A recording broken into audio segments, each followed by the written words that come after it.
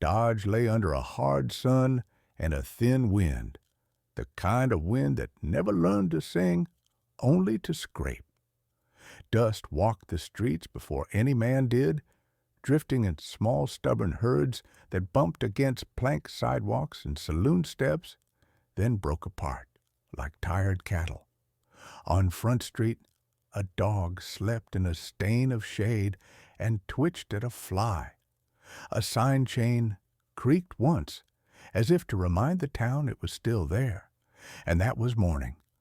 Marshal Matt Dillon stepped out of his office and shut the door with the easy strength of a man who rarely needed to slam anything to make a point. The badge on his vest was clean, not bright. Bright warned a man you were new. Clean told him you would still be standing after the noise was over. The colt on Matt's hip rode low because it had earned the right to, and the man who carried it wore the gun like an honest scar. He paused to look down the street the way farmers look at sky, measuring what the day might try. Far off, two freighters were talking with their whips, long, thin words cracking over mule backs. Farther still, the prairie shook in a heat shimmer that turned the edge of the world to water. Dodge sat in the middle of all that emptiness like a promise somebody had made and half kept. Behind Matt, the office window rattled, and a voice drifted out with the window. "You'll ruin your breakfast breathing that grit." Doc Adams, half spectacles, half grin, leaned in the doorway like a man who had learned to treat the world first and complain about it later. He held a chipped mug of coffee that looked like it had been stirred with a nail and tasted like it remembered. Matt flicked dust from his sleeve. "Morning, Doc." "Morning," Doc said. "You look rested." Which means Dodge is overdue for foolishness. "Only thing punctual about this town," Matt said. "Foolishness keeps a better clock than the train." Doc sniffed the wind. Northwest. Dry. The kind that turns tempers into kindling. "Then let's keep the matches out of reach," Matt said. He crossed the street in that long, unhurried stride he used when there wasn't yet any need to hurry. A wagon groaned by, and the teamster tipped his hat, a quick, grateful nod given to the man whose job it was to make bad news late. The Long Branch Saloon waited with its doors swung half open like a smile that didn't trust itself. Inside, light braided the room in narrow straps as it came through slats and dust, and the piano held its breath. Miss Kitty Russell was there behind the bar, counting bottles with a mind like an abacus and a mouth like trouble if you deserved it. "Marshal," she said, and leaned an elbow the way a gunslinger leans a wrist, casual and sure. "I was about to send a rider with a note to the wind." "You beat him. Good thing," Matt said. "Wind reads poor." Kitty's red hair caught what little light there was and made more of it. "Coffee? Whiskey? Ambition?" "Coffee," Matt said, and she raised an eyebrow at the difficulty of the order. Then she smiled because she knew the joke and knew he did too, and fetched a fresh pot anyway. Chester Goode shouldered through with a shuffle and a scrape that was half habit and half the prairie that had followed him inside. He tugged at his vest as if it were new, though it wasn't, and squinted like a man who needed glasses, but couldn't abide the idea. "Morning, Miss Kitty." "Morning." Mr. Dillon Chester sniffed the air. "Smells like somebody boiled a saddle." "That'd be Doc's coffee," Kitty said. "He makes it by diagnosis." Chester chuckled, then sobered. "We got cattlemen headed in. Couple of wagons rolled in before dawn, and I seen two trail boys taking the alley like they was hunting shade with a deed to it. Might be nothing. Might be something wears spurs. Everything in Dodge wears spurs," Kitty said. "Even the poker chips." Matt took the cup Kitty poured and blew the steam away as if it were a rumor. "We'll keep an ear," he said.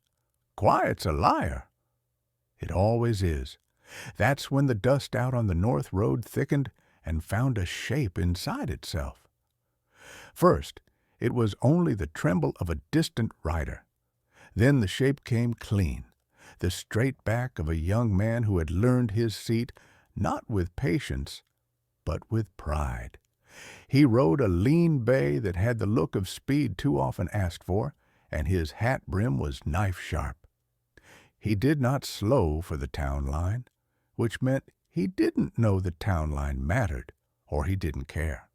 He posted his horse in front of the Long Branch with a small show, the sort that makes a horse blow hot and restless to hide the rider's nerves.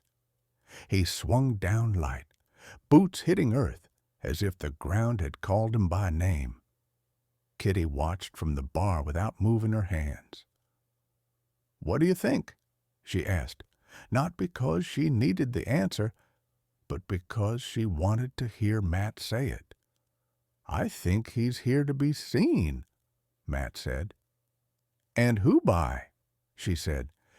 "Anybody who can tell other people what they saw." The young man pushed through the bat wings and let the room weigh him. He wore 2 guns, one too new and the other carried for show. His eyes were eager and mean in the same breath, a combination that gets a man killed quick or later, depending on who he meets first. He took in the place, found the marshal, and smiled like a dare. "Mornin'," he said, and it sounded like evening. "Mornin'," Matt said. "Name's Dan Gratt," the young man said, as though names were bullets, and he'd just laid one on the table. "I rode from Abilene." Her dodge had a marshal worth the trouble. Kitty's mouth twitched, the smallest warning a woman could give. "Dodge has a marshal," Matt said. Gratt nodded. "Folks talk, Marshal. They say you're fast and fair. I don't take to talk I can't test." Matt set his cup down without looking at it. "You looking to test fairness, Gratt? We can head over to Judge Brookings' office." "Fairness?" Gratt laughed. It was too loud and came out of him like a cork, sudden and necessary. "No, Marshal. The other kind." The room went quiet in the way rooms do when men decide to listen harder than they breathe.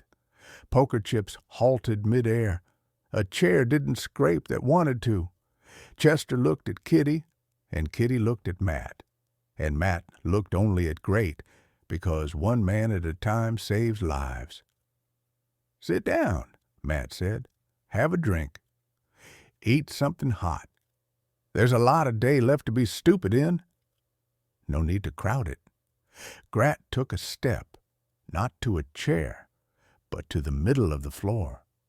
He hooked his thumbs in his belt and watched the marshal the way coyotes watch firelight. "I didn't ride for coffee, Marshal. I rode for a name. Then you should have kept the one your mother gave you," Matt said, and a few men smiled with their teeth hidden. Gratt didn't. "You already got a name," Gratt said. "I aim to borrow it." "You don't borrow a reputation," Matt said. "You pay for it." Most men can't afford the price. Gratt's hand toyed near the butt of his right gun. Not a draw, not yet. But the body has ways of confessing what it plans. "I heard you were a sure shot," he said. "A fair man and sure." "A legend." "Legends are for after," Matt said. "I work before." "Then work," Gratt whispered. And there it was, the narrow space between dare and death, the inches no man ever sees until they're gone. Matt let the silence sit. It's a tool, silence, and men who can stand it long enough can sometimes use it to make the other man move first. Gratt shifted his right foot, because the floorboards weren't the floorboards he'd learned on, and a bead of sweat crawled in a hurry down his temple and vanishing into his jawline. And he blinked. A blink is only a blink unless another man is watching for exactly that. And Matt was. He didn't draw. He changed the room. "Outside," Matt said. It was not loud. It did not need to be. The word opened the saloon doors the way a gust does. Chairs tipped back on 2 legs and came down on 4. Somebody breathed again. Gratz smiled because he thought he'd pulled the marshal toward the sun and the open dirt where a boy's speed can run wild. "Can you?" Matt asked, and it was not fear in the question. It was logistics. "Ask again when I've lied to you once already," Doc said, and Kitty's hand closed around Matt's fingers for a heartbeat and then let go because she knew he would need them for clenching. Boiling water hissed, cloth tore, metal clicked. Outside, boot heels paced a nervous figure-8 on the boards, and men learned once more how small they felt when the big man fell. Time slowed. It does that for pain and mercy. Doc worked. He closed the window to keep the light honest. He opened the wound with a gentleness that would break a poet and a ruthlessness that would make one. He listened for the bullet with his hands, then with the instrument, then with his whole body bent like a prayer. Kitty swabbed until the cloths turned a shade you don't find in stores. Chester took a breath only when told to. The marshal made no sound a man could name. "Here," Doc said, so quiet only the blood hurt him. "I have you." He did not yet. But saying it is part of having it. A knock at the door pretended to be polite. It wasn't. It came again, harder. Chester moved fast and small, a nervous man's efficient dance. He cracked the door to a slot where eyes live. The preacher stood there, hat held respectfully. "I'd like to say a word," he offered. "Not now," Chester said. "Say it out there where he can hear you." The preacher nodded and turned his face to the street and spoke the kind of prayer that doesn't try to change God's mind so much as a man's courage. Back of the crowd, a trail boss with hands like wilderness tried to keep his boys still. "You look and you learn," he told them. "You learn or you leave. Those are your choices." Gratz stayed where Chester had put him. He had the look of a man who has opened a door and found the house he meant to rob was his own. Inside, Doc found what he was looking for. The bullet had taken up lodging like a bad tenant behind the left breast, too close to the ribs, too cozy with the beating muscle that keeps men on their feet. He set his jaw. "This is going to argue," he said. Matt's lips moved. Kitty bent to catch the words and found only a breath that remembered being one.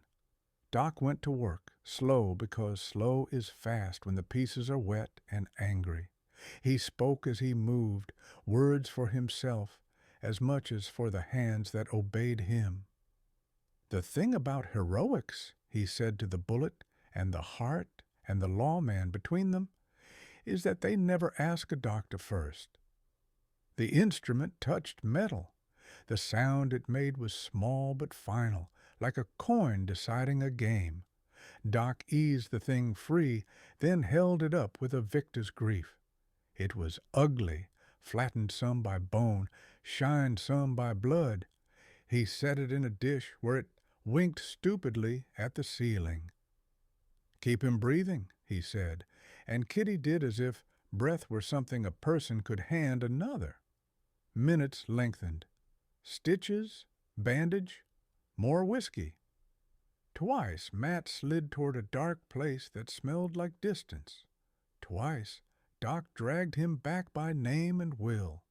At last the crisis stepped down from the table and took a place in the corner, still watching but with less interest. Doc sagged onto a chair.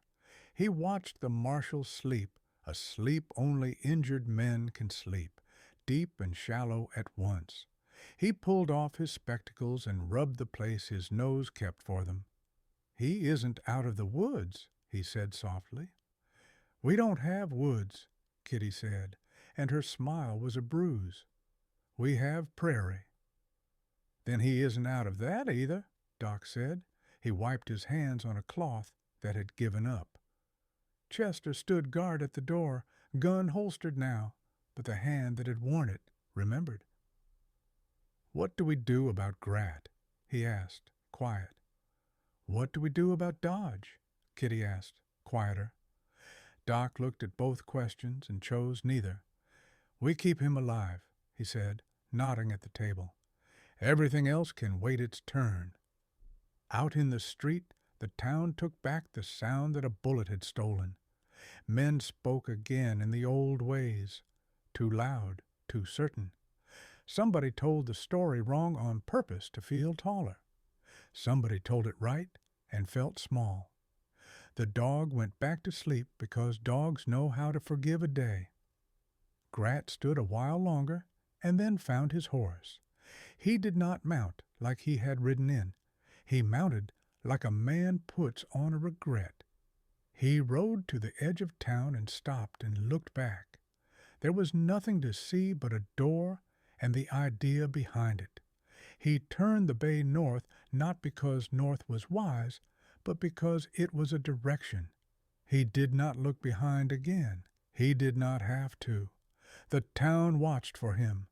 Inside the office, heat gathered and waited like a big cat, and Doc cracked the window a finger's width to let it out. Kitty set a chair near Matt's head and took it like a duty. She folded his hand in both of hers, not for him, but for herself, as if the living could be braided if you held on. Chester brewed coffee and ruined it and brought it anyway. Doc drank and made a face. "You've learned from me," he said. "I'm sorry." Kitty lifted her eyes. "How close was it?" she asked. Doc thought about lying the good lie. Then he didn't. "Close," he said. "Closer than he thinks. Closer than I like. Close enough that if he wakes before dawn, I'll call it a miracle and charge double." Kitty looked down at the sleeping face that did not look weak for being still. She smoothed a line that worry had drawn there. "He will wake," she said, a promise given to God, to Doc, to herself. The sun tilted down its long afternoon and laid gold across the boards of the marshal's desk, then took it back. Shadows learned the room. Boots came and went softly in the street outside, men checking on the health of their courage. The town settled into that waiting that only happens when the biggest thing in it lies quiet. Night reached a hand in through the window and touched the wound with cool fingers that did not help. The lamp took over the burden of day, and the moths wrote their small, desperate letters to it on the air. Somewhere far out, coyotes tested a song for holes and found none. The prairie kept its secrets, and Dodge kept its promise. It would take a man's measure twice, once when he stood and once when he fell. Marshal Matt Dillon slept, and in his sleep he walked a country he did not know yet, where a bullet's weight is a compass, and every step is both forward and back. The town listened for his breath, counting it the way a banker counts gold. It did not stop. Not yet.